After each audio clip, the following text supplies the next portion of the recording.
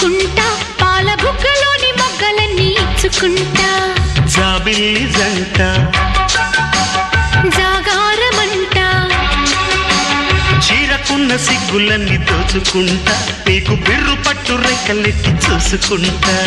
శ్రీ కంచి పట్టు స్త్రీ కన్ను కొట్టు గులాబీల తోటలో కులాసాలు పండని పెదాలమ్మ పేటలో పదాలెన్నో పాడని చిలకమ్మ నీ కోసం